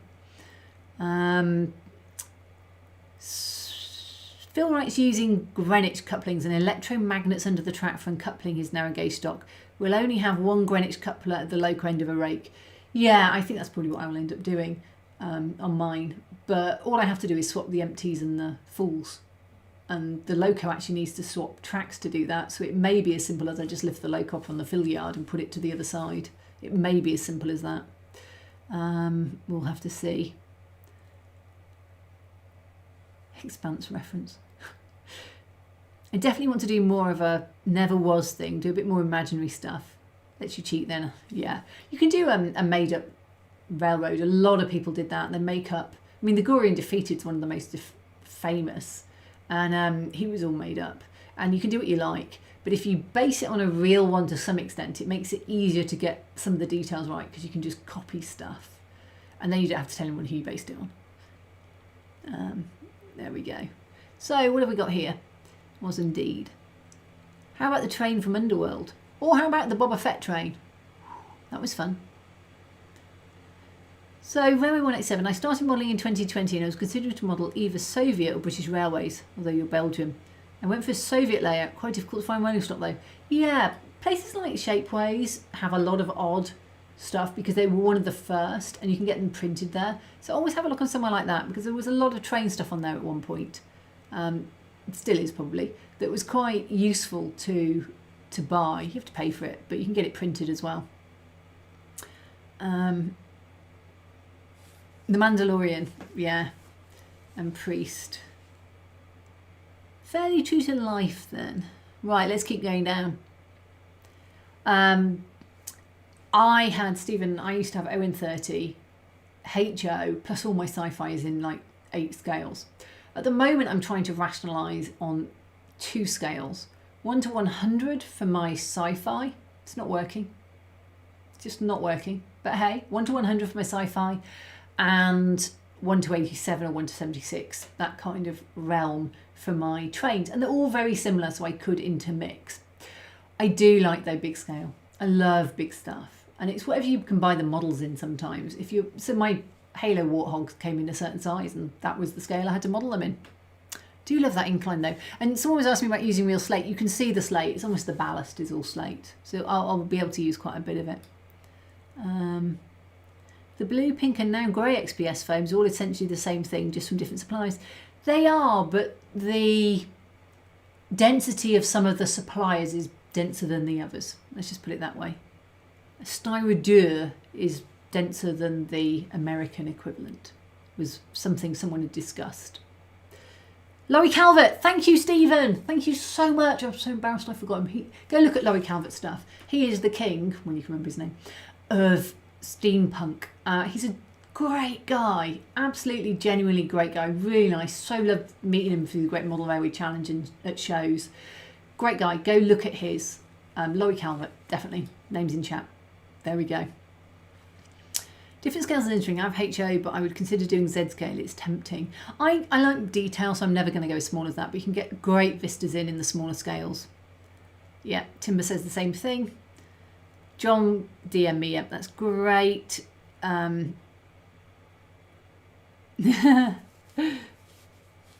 Yeah, okay. So, what have I got to decide on the rest? What time is it? It's 9:30. So I wanted to talk to you guys about some of the decisions. Have I got too much track, too little track on here? Track was obviously the problem on my last layout. And when I went from 2 foot deep, which is roughly about 600 mil to 400 mil, what disappeared was track work mostly. I simplified the track work. 2 points. It's going to be DCC. The fiddle boards, the top is canopy, but the sides are just open. And those fiddle boards, I'm thinking of attaching with magnets so that they just clunk into place. And I bought some magnets to try this. You can get countersunk magnets. So they're magnets with a hole in for a countersunk screw or machine nut. So you can screw them on. And then you can put a steel plate on the other side and they will clunk together and everything will be nicely lined up. But you could probably wiggle them a little bit because they're magnets. And it's not two magnets, so there's only a magnetic field on one side. I saw someone do this on a cosplay armour. They put between the screw, because they actually used a machine screw and a nut, between that and the magnet and the steel plate on the other side, they put a terminal for the electrics. And they were doing it to mount armour on a Spartan armour from Halo. And when they clunked it in place, the electrics started flowing and the LED lights came on in the armour. I'm wondering, what do you think? Could I do my fiddle yards so they clunk in place, and when they clunk, one magnet will be red and one magnet will be black, to use my technical terms. It's DCC, they clunk together and they will automatically then have power from the clunking because the magnet and the steel plate will meet and everything will be lined up. What do you think? Do you think that will work? I mean, the laser cut with holes for you to put wire through, but I could drill all of the sides at exactly the same point so that they all line up perfectly. What do you think? Do you think that will work as a technique? Let me know what you think, please, please. And if you're watching this in afterwards, in comments, let me know what you think, because I've got to make a decision. I'll be building it before the next month. So, and I need to buy the track as well, actually. I was leaving buying the track because I need to get out what I've got. I need to finish a couple of things off the kitchen floor this week, and then next week I'll start looking at it. So what do you think? Magnets and electrics. Great. Right, let's have a look. Jez will look it up. That's good. I'd love to travel down a slate wagon via gravity. It's an inclined plane, so I think there's a chain, but most of the slate wagons ran up and down inclines all the time on chains, and the chains went round a central drum, but it was all wound, could be wires, but it was all wound up and down to lower them up and down the quarries. I'd love to travel down a slate wagon. Right, Railway 187, I don't have a 3D printer, but I tried to build rolling stock from cardboard and signboard. That's tough. It's really tough. But I can think of, I can think of a lot, and I've actually got a couple of wood. People have made them out of wood because they were wood wagons. And the only thing that isn't is the trucks, because they're American. And maybe the very base plate of all. But yeah. If you want to do the narrow gauge, standard gauge crossing, but a similar version, you could use a Tillig 58263 crossing. So you might have noticed that there isn't a crossing anymore. I got rid of it by putting it onto the board. And I was saying I could move the board back and forward, the fill yard, but actually when it's in place, there's no room to move them back and forth, so they'll be clunked in place, and I'll just move it by hand because it's a fiddle yard. But I think I'll probably have a different logo on the front to the back, and it would just be like I only went further up and did some work and another one came back. You know, just cheating. So Jen says, DCC Concepts has some rather nifty alignment dowels, both with and without power. Interesting. I mean, I bought these magnets just to have a play. They're not an expensive one. And I'll be intrigued. It's got holes in it already for screws and alignment and all that kind of thing. Norm thinks it sounds like a good idea. Digger thinks it sounds like a good idea. The moderators are all on board. This is important. Magnets with steel plates can slide a little, but you really need a peg to ensure alignment. There are other pegs, so I could have the magnets for the clunking and the power and have pegs as well, because these, I think, are made to put pegs through. John doesn't see why I can't with magnets. Tim says he's used magnets on a small scale. It does work. He'll drop me an email. Thanks, Tim. Tim's emails are worth waiting for. Always good stuff. I don't see why it wouldn't work, says Tim Stringer. We're going for it working at the moment. Rob Butler says, I'm thinking 2 magnets and have dowel to keep them moving in my micro diorama layer if magnets will carry the signal. I think they will, because these magnets, the ones you buy which are countersunk, have a steel outer around them and the magnets in the middle. So you're actually doing steel to steel, and then you're bolting on those ring terminal things on the outside. So it's actually a steel to steel connection. So I don't see why they wouldn't carry a really good signal. Don't try and solder neodymium or anything like that. And I actually broke a neodymium magnet last week. It's quite sharp. They're not particularly robust. But what this does, this steel outer stops you hitting that slightly fragile neodymium magnet, and you countersink through it. So it's a ring magnet, so it's quite powerful. I've got one, and it's a 28mm by 7mm, which I bought for a different project. Floating one, which you'll see hopefully this week. And that can hold 20 kilos apparently. Amazing what they can do with these things. I'd not thought about the dowel as well though, so I'm glad I asked you guys, because you know there's quite a few people saying have a dowel. Amel Belzedio couldn't say on track, but certainly very low on dinosaurs. Magnets are very nearly 100% epic. You should use many. Only thing that beats them really is lasers.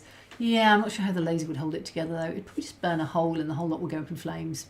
But it's raining in Wales, so it'd be alright, wouldn't last long. The issue with countersunk magnets is that polarity is the same for the countersunk holes, so they oppose each other. No, one side's a steel plate. So you have a magnet on one side and a steel plate on the other. You can buy a set like this. So the steel plate, it's a magnet onto a steel plate. It's not a magnet onto a magnet fill. Yeah, I had the same thought.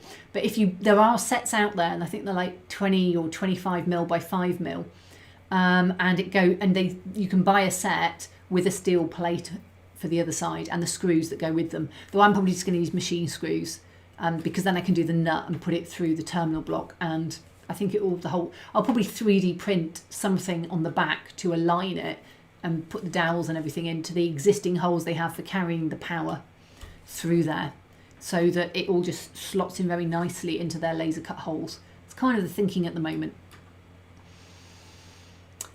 Timber says, what's neat, Ken Patterson has done it with an N-gauge oval in 2 halves. I've tested using magnets as connectors and it does work. You can solder wires direct to magnets. Well, the beauty with this thing that I nicked off Cosplay is you don't actually have to solder, because you can just bolt a ring terminal on the back and tighten it up, which to my mind is great, because soldering to magnets is just not fun because you're soldering iron. So Railway 187, I wonder if those magnet would join the modules at same exact place. An extra dowel might be necessary perhaps. I hadn't thought about it. Now you will say it. I was thinking a little bit of wiggle room wasn't a bad thing for alignment, but I think if you look, there's a hole with 4 holes in it for alignment purposes. There may even be 2 sets of those on the edge of the Grange and Hodder boards, and there's laser cut holes in there anyway. And I was going to use those holes with a 3D print thing to hold it. I need to get them out and design it. And obviously it doesn't need to be done straight away because it's a secondary part. You can just plug them together in the short term. But yeah. I've got some magnets for the video that's going out this week, and I haven't finished it yet, but I can't move them on each other. It's a magnet and a steel plate. I cannot move them, and it's neodymium, so I don't want to hit it. So tomorrow I'm going to have to gently nudge the steel plate, and I cannot physically move it with my thumbs. Some of these things are just so strong. But yeah, dowels, definitely a thought process I hadn't had, and I'm so glad I asked. So Sean's another one who thinks, Sean, I'm going to say it 3 ways every time, who's going with the pattern maker's dowels. Stephen Cameron says, some years ago I was given magnets from a dismantled computers and they'll hold anything together. I bet. My dad had a magnet when I was a kid that we used to pull lock keys out of a canal. And we used to fish up and down we had a canal boat. We'd fish up and down. You could always pull them out at the bottom of locks. There's so many in the canals. And actually I've still got one here that we pulled out and I painted up. That was mine. I wore it thin. I've still got the calluses from all those years on the canal boat. Motorola was doing just that with phones. My auxiliary battery and accessories are held by magnets and spring-loaded contacts. It works great. I'd not thought about a spring-loaded contact. Once I'd seen this armour, I was like, cha-ching, light bulb. I'd got the magnets at that point, actually, in mind. But then he was like, countersunk magnets. And at that point, I went and Googled countersunk magnets. I was like, look at all these magnets I didn't know existed. Really, really useful. Microsoft has magnetic power cable docks for the laptops. Yep, I've got one. It is good. So the idea is doable. You might need to allow electrical contacts and movement spring to ensure they touch. I think it will be the steel outer case of the magnet and the steel plate that will be moving, that will be touching. But if the worst comes to the worst, I could put a little bit of spring behind the steel plate on that side. So it may need, just as you say, a little bit of experimentation on that. Slate wagon rides are fun, but also known as the Whiplash Express. Yeah, I'm not sure how well you stop at the bottom on this incline. The other issue with neodymium magnets is that they tend to shatter quite easily, so you have to put them together carefully. I shattered one this week. I actually cut myself as well on it. Yeah, it was a 25mm by 2mm. I took it apart, it flew to another magnet and shattered. I didn't even, yeah. I've still kept most of the bits because, I might use it. But I got the ones with the steel out around them are made for these kind of contact arrangements because that steel protects the neodymium. So I recommend those if you're going to be doing something like this. If you use many magnets, it could always center the same position each time. That's true. I don't want to use too many because I'm worried that big magnets might attract the stock a little because, electromagnets do. But these aren't electromagnets, they're permanent magnets.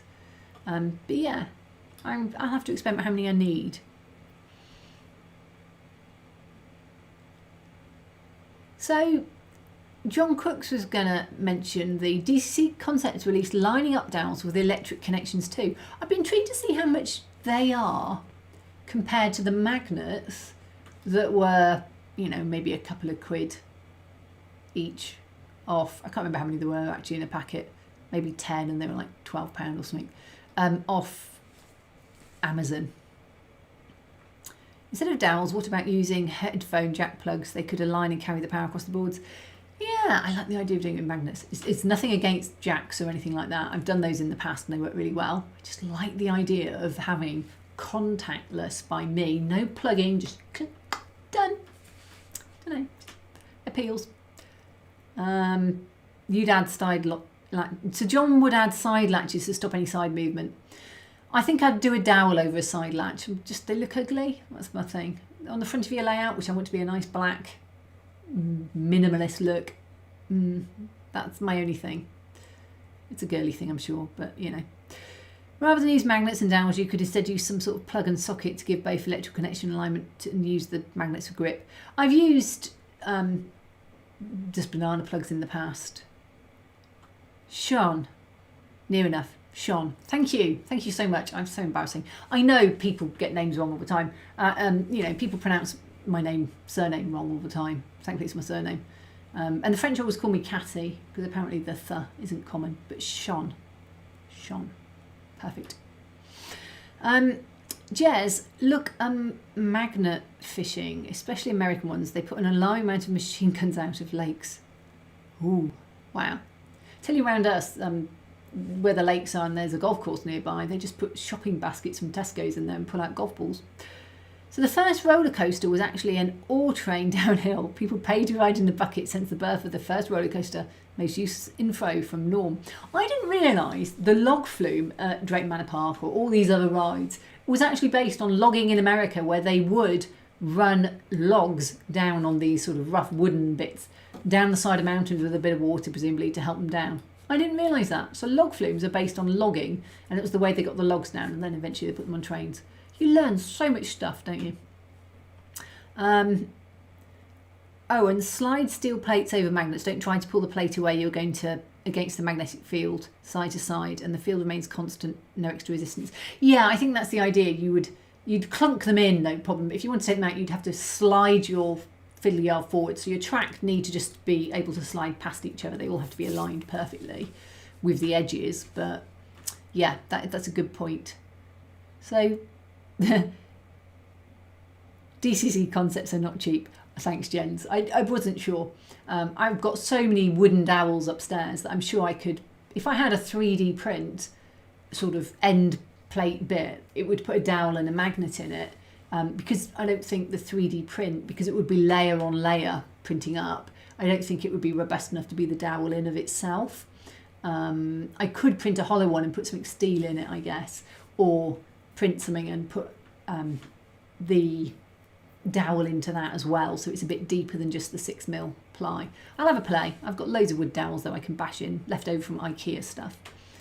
And then Kim says that he's bought magnetic plugs with spring-loaded pogo pin, 3-pin and 4-pin. Oh, that sounds interesting. Hi, Darth Watsits. Hi, welcome to the stream. So that's where I am at the moment. I have not put anything together for Port Dinorwic, but I have the plan. I've got the inspiration feel, and I'm actually going to go back to that movie and just put that on again, because that is this is just the classic why I'm doing this.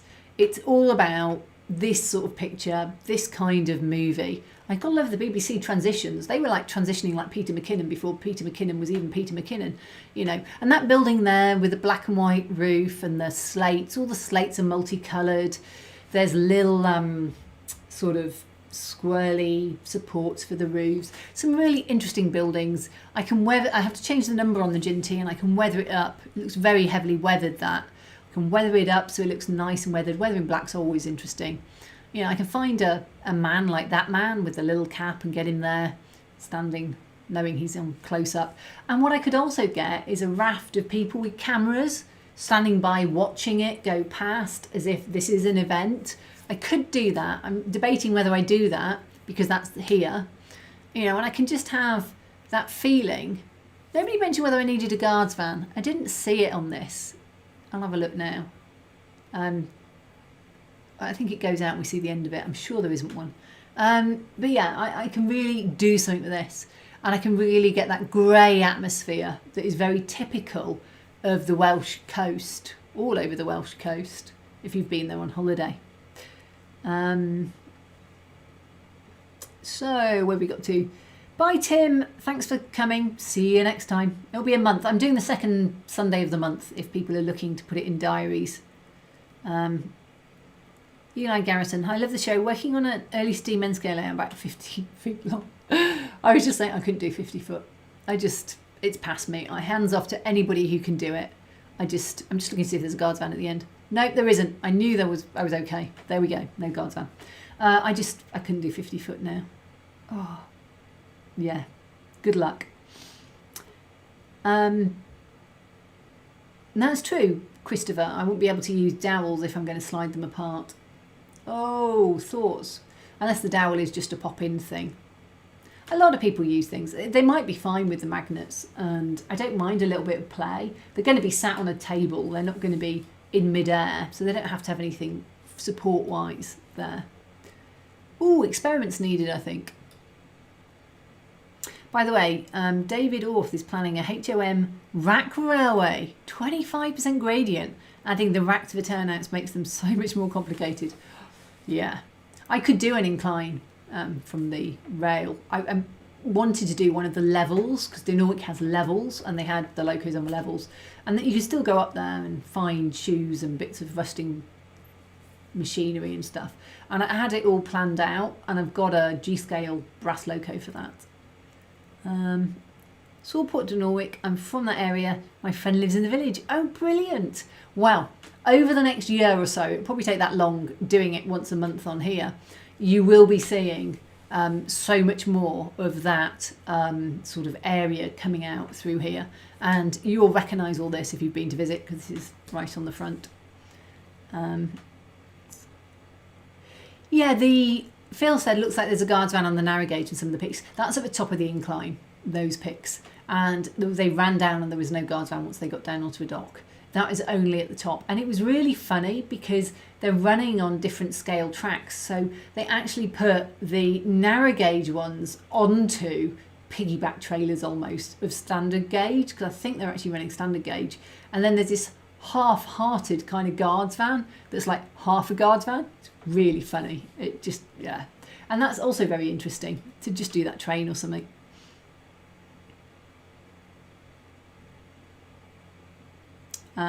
Admiral is, yep. Hi Sully, don't worry about being late to the party. And the good news with a live stream is you can always catch it up. DC Concepts electrical dowels pack of 4 is a whopping $34.99. I can't remember how much my magnets were, but the pack, I think it was either 8 or 10. They weren't more than about 12 or 14 pounds, and that's with a steel plate as well. So it was, yeah, I think it's a bit cheaper as an option. Wood dowels come free from IKEA, and it may be they have to be spring and you just pull them out. I'll have a play, but I think the magnets definitely get a thumbs up there. Thanks, Darth Watson. I'm actually looking forward to doing this. I mean, it started in 2018, 2017. 2018, was that the first year? That was the first year of Great Model Railway Challenge. So that's when this was born, that summer. And I started it that autumn. So it's had 3 years of going nowhere. By January, I went back to work in January that year or February that year, the following year, 2019. And I'd spent a lot of time on it before then, and I just ran out of time. I even owe Railway Modeler, Railway Modeler, not Model Railroader, Railway Modeler, 12 articles on it, and I will send it through, and they'll still take them, but yeah, it's been a while. So, bye Jens, have a good evening, thanks for stopping by, and then, Human City says, thanks for writing the book, look forward to getting into it some more. Brilliant, thank you. And if you're interested, I did just write a book that's just published, How to Build Realistic Model Railway Scenery. And a lot of it, there's actually a whole massive chapter on research, and I missed some bits out. I had to streamline it a bit. And it's obviously a key area for me. It talks a lot about colour palettes, and you can see that I put the colour palette for Port Dinorwic in, and it's very sludgy looking by comparison to, my upstairs Newhaven layout. So yeah, it's sort of kind of, the plan made it into there as well, I think, the first plan. John's oops of 4 pairs. Okay. Hi, Ethan, early for next month. Yeah, definitely. One of the pics appears to show a narrow gauge van piggyback on a standard gauge wagon. That's what they did. It was easier than transshipping. They just put them on the back of the narrow gauge, on the back of the standard gauge, and ran it down. Tim will know you. He said the Padawan Railway was a 4-foot gauge, close to standard, but not quite. The guards van was a shelter for brakesmen who operated the brakes on the 4-foot transporter wagons. There we go. I didn't know all this 4 years ago. I've just forgotten it over time. So Christopher asked the question that I get asked every few months: is there going to be another Great Model Railway Challenge? No, it would be my guess at this point. No one's come back, and Channel 5 dropped it. And I suspect it hasn't been a great time for TV production over the last 2 or 3 years. So I wouldn't expect to see one. They really screwed around the ratings on that last one, and they'd made it an hour and a quarter. It was just, there was a lot of things about it. I thought the modelling was brilliant. I thought people had really got in their swing. I thought it was great for the hobby to have so many kids excited, and many people who went into railways loved it as well because it was just fun and entertainment. So it's a shame it's not there. It really is. And I met so many great people through it. It really is a shame. In fact, I got my new job when it comes off because of it in some ways. So it was wonderful. James Avery says, hello from Maryland, congrats on the book. Thank you very much. I haven't seen one yet. I'm hoping for my delivery soon. It's funny. I think people from sort of distributors of model railway shop over in the US had got them and said they got them, and people were starting to get them direct from Carnback. And one of the people who is a contributor over there got his yesterday. So they're starting to come out through the system. You'll see it soon. I could use a reed switch to complete the circuit or a micro switch. I've used reed switches on but how does that get the power across? Because they just turn it on and the actual power is going to be one feed into the centre. That's the 45th clown. So I used a magnet powered reed switch on my head of my samurai droid, and you just turn the head round and the magnet comes round, but you can't turn it next to the reed switch because it's so powerful it actually magnetises the reed switch and you have to knock it to get it on or off after that. So you only have to move it a little bit closer and it comes on, and that's got LED lights on it in the head, so it's really useful. But the LEDs are beneath that. I don't understand how that would work. I'll think about it. So Darth Watsit says, such a lovely place that you get there for research and have a pint in the Garthvon pub and walk the old dock. Yeah, we didn't. We went to the cafe that's just here. It was a Saturday or a Sunday morning, and Sunday morning I think, maybe Saturday morning. So yeah. So let's keep going down. Sully said Shame was an awesome programme and it's not really my area of modelling. No, it was awesome, and I think it appealed to a lot of just general people, not just railways. Jez watched it with his brother. Neither of us do railways. Well, all my staff at work watched it, and most of them, none of the women were into railways and none of the men were, but they all watched it and loved it. There was a great model railway challenge at the Dutch television last year, in Dutch. So John asked when the book was released. Well, it was technically released a couple of weeks ago, and that's when I saw the first photos in the wild, but it's taking its time to get through. I'm just going to look this back to the beginning. It's taking its time to get through the system and shipping, especially across the UK. I get on a modeler challenge here on YouTube, but I'm down to build a terrain for rail. It's been a while since I've done that. Yeah, it's been a while since I've done railway, so this is going to be interesting. And you can see how buried it is. So I'm wondering Daz Clay for that or something else. I'm really thinking Daz Clay. There's sort of like, there's quite a lot of just slightly different levels. So I will end up using something like foam or card just to raise those levels for the track work, because the 009 is just slightly higher than the one that's going through at the moment. And then there's cobblestones. I actually made a roller for the cobblestones. I'm not sure how I'll do it now. Maybe Daz Clay. I've never done that. Maybe green stuff or one of those epoxy sculpt type things.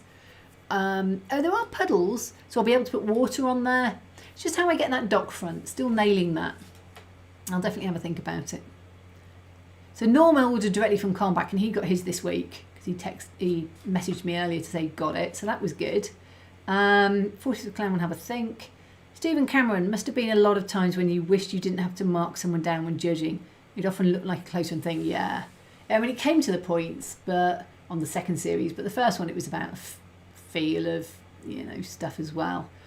It was so hard. People put so much time and effort in, especially the finals. Was I couldn't pick between them on any of the finals. We ended up having these kind of like big debates. So Norm, sorry Kathy, due to us already switching to daylight savings, he has to bow out. Bye Norm, thank you ever so much, and thank you. I will see you soon. I thought you were in the UK, Norm. I'm now confused. Well, anyway, tell me where you are if you're not in the UK. And then Digger, see you all. Right, great stream, look forward to the build. So where are we on time? 9:56. So I didn't do a really long one this time because it's on planning. I wanted to get the feel out there of what I'm going to do. So next time I'll be talking about the baseboards, maybe the track, could do with getting on and buying it, and just a little bit about how everything's going to go together. And I'll hopefully have managed to spend a few days building something so you'll actually have some work and progress to see, rather than me just waffling for 2 hours about what I'm planning on doing, which I did 3 years ago, the first time I did this. Not for 2 hours, mind though. Let's have a look. Great stream, bye Norm. I've had hard. So Phil Wright has hand carved cobbles into plaster Paris, long winded but worth it. Yeah, I can imagine. Admiral Belzidial loves Daz Clay, but he also has a lot of time for the diverse range of products, I swear, for comfort and waterproofing. Nothing like a pair of Daz boots. Is that okay? Like the movie? Oh, I didn't realise you were Southern California and all. Well, enjoy the weather, which would be better. And I will see you and we'll have a chat. But thank you for moderating. And for everybody else, we're getting near the end. So I hope you found this interesting. These first ones are always just about planning, because from some of the photos I've thrown up here, you can see how much effort I put into the planning. I had every single map. I bought about 20 books of the area. I've got every single thing that's ever been written. I went to visit a quarry Hunslet in Tywyn in Wales and took loads and loads of photos of it. Wouldn't be on this doc. I have been talking a lot to Tim Williams, who does a lot of modelling of that area. I've just spent so much time looking at things, and it was all 3 years ago, so now I have to remember it all and actually get back into the swing of it and start putting the projects together. So there will be a lot of this detail that's on here will appear in the layout, because it's small enough I can do that detail. So that's what you're going to be seeing over the next, I say a year because I'm going to do 12 articles, and it's quite a lot to do.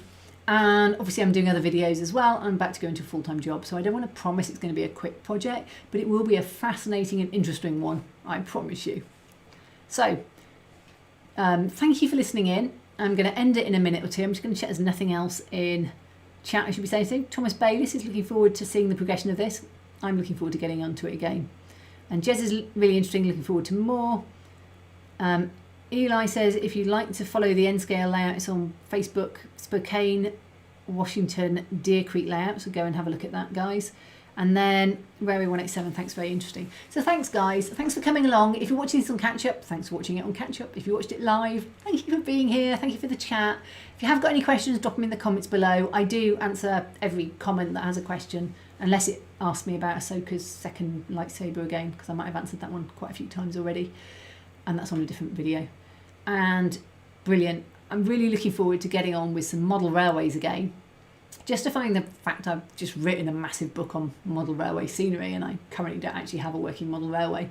And just looking forward to spending the time with you guys going through it and asking you loads of questions for you to tell me like magnets. So see you next time. Take care and have a great time modelling. Bye.